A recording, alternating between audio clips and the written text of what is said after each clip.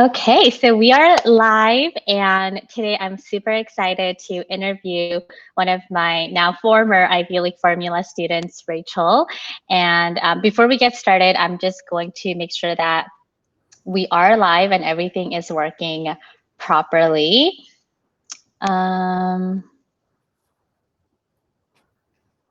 Okay, so we are live, and we'll just wait for people to find us. This is kind of like the awkward 1 minute, like you don't know what to do. Okay, so let me go ahead and share this.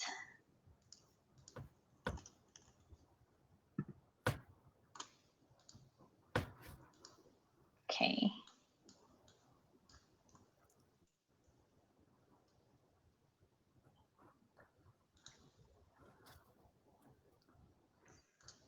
All right. Hi, Erica.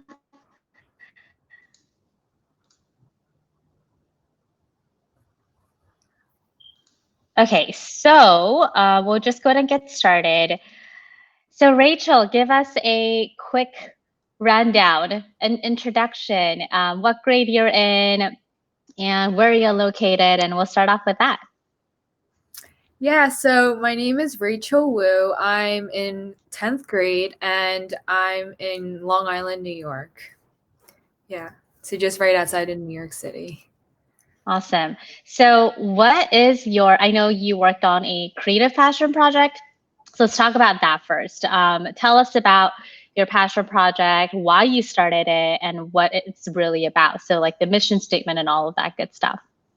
Yeah, so I'm actually a very competitive debater, especially going into sophomore year. This past year in general, I've been debating a lot. And just meeting people in our debate community, I've realized that a lot of people don't have access to like coaching and like lessons, especially at a young age, because in general, this area is mainly focused around like other sort of things such as like piano lessons, violin lessons. And like, while those are great, those people who are interested in debate find it very inaccessible to have people to mentor them and coach them. So especially for me, when I was in like 6th grade, I really wanted to start like debating and like public speaking, but I felt like that the resources around me were really inaccessible, whether it be like super like hefty lesson costs or just like not like too complex of a topic and not like tailored to these students. So I wanted to create something that would be appropriate for like middle and elementary school students. And that's sort of where my passion project branched out from. So right now, actually, we just finished our 2nd semester of classes. And my classes are for like 4th to 8th graders. And we obviously like make exceptions for some people because we're really open to just people learning how to like debate, and not only debate, but like public speaking in general. Yeah, you're doing amazing work. And I love the fact that it didn't stem from something totally random, but based on your prior experience, you noticed problem A, B, and C, or improvements that could be made. And that just turns into a beautiful story that you can share with college admission officers. And obviously you're passionate about it too. So that's amazing. So we'll go ahead and put the link to Rachel's passion project after the interview today. And so you also reached out to professors. So let's talk about that. I know it wasn't easy from the very beginning. So let's dive into the research position aspect. Yeah, of course. So I feel like my professor journey was, it actually turned out more fun than you would probably expect it to be. So when I sent out my first batch of emails, I was like not too sure, right? But I feel like a lot of the times like fear gets in people's way, and you should definitely not let that get in the way and just like send out the emails, because like at first I obviously had doubt about like, is my email perfect, or like, are professors going to respond? And I feel like with that, I just like I sort of like went over that and I just sent it out. So I Yeah. sent out like 20 to 25 emails. And I actually got like 2 to 3 responses, I think. So that was really good for me, because I didn't expect any. And like my expectations being super low, um, I think sort of made me appreciate like how much professors are willing to help you and connect with you. And they weren't just from like local like labs and like colleges. They were from like colleges such as UPenn, and I think one even from like Harvard. So those were really nice. So I obviously hopped on those calls, and that was really fun, just like connecting with them. And even though this is like a really hard time to physically go to labs and do research, you can Mm-hmm. really connect and establish a great relationship with all these professors literally across the country. Um, Yeah. so after that, actually, so I kept on sending out more and more emails, and they were pretty consistent over time. So I would send out like 20 a week, um, like at that point. And after a while, I got like, I think in all I got like 15 responses. So those were a lot of calls, and I think that they were really fun because I got to learn from like these researchers like published works and like their research, just more about what they do, right? Yeah. Even though I like didn't land a research position with every single one of them, I was still able to like now right now I actually join a professor's weekly calls with his graduate students about like the projects they're working on, and I think that just following up with like professors and just learning from them is super super valuable. Yeah, and you actually landed a position. So, I mean, at the end of the day, it worked out really well. And yeah, you learned so much by just talking to them, and you can also share that in your college application. So that's really great. Awesome. Is there anything else you'd like to share about your amazing work? I know you're definitely on the younger side, but you were able to really execute a lot of the things. So anything else you want to share? Yeah, so I feel like definitely when you have a passion project and you feel like at a certain point, you want to sort of expand it, right? And you want to like reach out to more people, and just make a bigger impact. So for me, it was right after my summer session. I was like sort of brainstorming like what else can I do to keep myself occupied, right? So I felt Yeah. like my initial project, it's called East Coast Debate. It was super fun to like put together and collaborate with different high schoolers to help teach these like middle school students. And we had a great outcome. We had around 15 students learn from us, like just our first session. And for us, like that was a really big accomplishment, like coming from just like a regular high school student who just debates, right? Yeah. I feel like taking that to the next level is really nice. But going back to expanding your passion project, for me, I created an ambassador program to sort of help high school students reach out to other people and help me and our team recruit other middle school students, not only from like Long Island and New York, but other like also from like other states and across the country, because this is obviously like something that should be accessible to everyone. Yeah. Wow. That's amazing. And I think most people, when they hear your passion project, they might think, like, wow, like, I can't believe you were able to do that. Like, you must already be like a crazy expert who knows everything. And it just goes to show that, like, you don't need to know every little single thing about debate or anything to start something. And you know how a lot of high school students say, like, oh, since I'm a high school student, I can't do this right now, or I'll do it later. And obviously, you're proving that that's not the case. And that's exactly what colleges want to see, actually. It's like, I mean, not everyone is like 100% perfect before they start on something, right? Okay, great, awesome. So we're going to shift a little bit to the Ivy League Formula program. Our program is open for new cohort. And so I think it'll be really helpful for parents and students to hear from you who went through it. So I actually don't know the answer to this. I'm really curious to hear what you have to say. But before joining the Ivy League Formula program, did you have any concerns? And if so, what? Yeah, so I feel like when I first joined like a couple of your webinars, I was just trying to get a feel of like college admission sort of, right? Because before you start like really diving into this process, all you try to do is like obviously like get the most amount of APs, get 100 on every test. But I feel like with like this program, you really learn to focus on what you're most passionate about and have like one theme, like not to have everything super spread out and not achieve it to like the highest, like the best you can, right? And for me, I felt like I wasn't too sure because I felt like I can do it like by myself, right? Like I don't really need Yeah. anyone to help me. And I got it. Like I'll just make it, I'll qualify to like nationals or something eventually.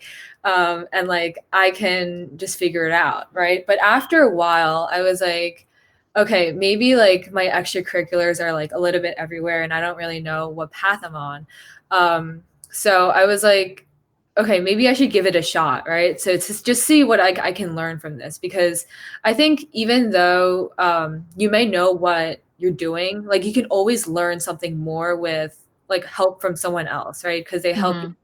from like a different viewpoint. And for me, I thought that like specifically like joining a community of like different high schoolers around the world. I mean, like yeah, literally. Literally.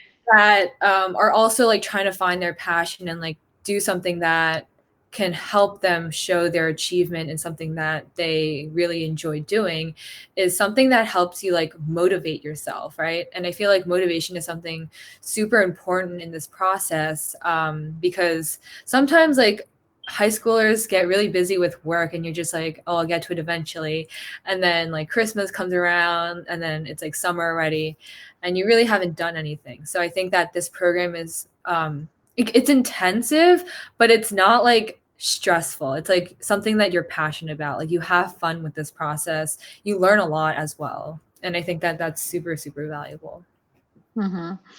Um, I agree. It is intensive, but then again, I try my best to break it down so that it's not like, okay, like build a website by the next call. It's like, okay, let's work on about me page and then let's work on content and all that kind of stuff. So, and actually, when I did the interview with another student, she actually mentioned the exact same thing. She said, when other students are showing up and you see that, you're like, okay, like that's a huge motivator. Yeah.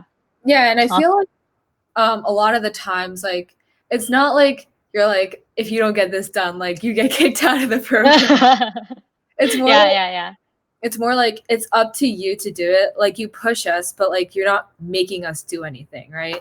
But we see Yeah. other people who are like our same age, really, that are taking it upon themselves. And I feel like we really help each other grow and like focus on what we're most passionate about.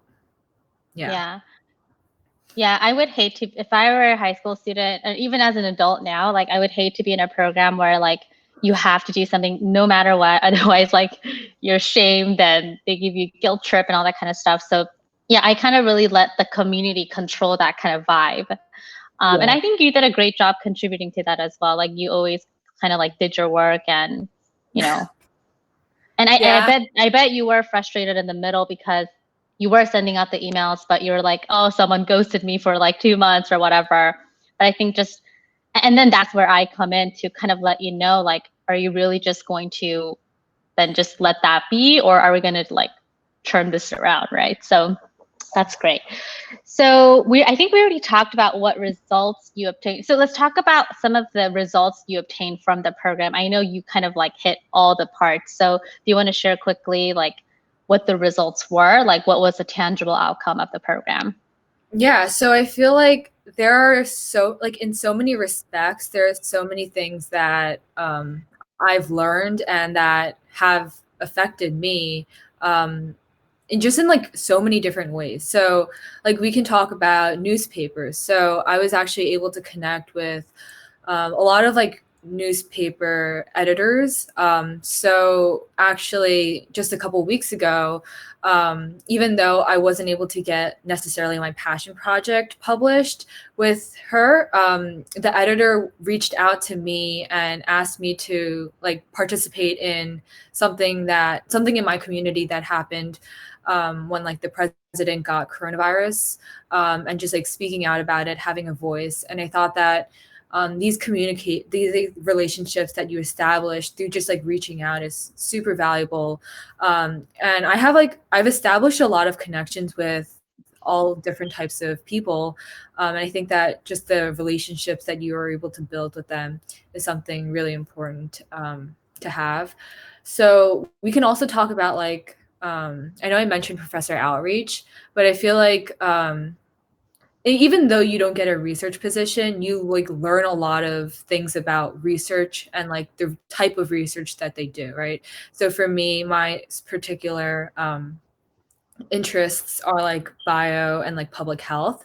So speaking out about like those issues. So for me, I reached out to a lot of like epidemiologists, and I was able to learn about different health studies that they've done. And I think that those are super important as well. Um, Also, we can talk about, I guess, just establishing connections really and meeting new people like who around you that you didn't even know like were there, but you can really Hmm. you help them grow and they help you grow as well. Um, and I think that that's something that like other kids, other students like my age can help, like they can learn from that, right? And also like I eventually turned my nonprofit, my passion project into a nonprofit. So I All mean, right. yeah. So, like, I know that process is like very confusing for some people. So I tried helping a lot of people with that, just because like I went through it all. And there were a lot of setbacks during like throughout the process. Like I had the paperwork sent back to me like multiple times.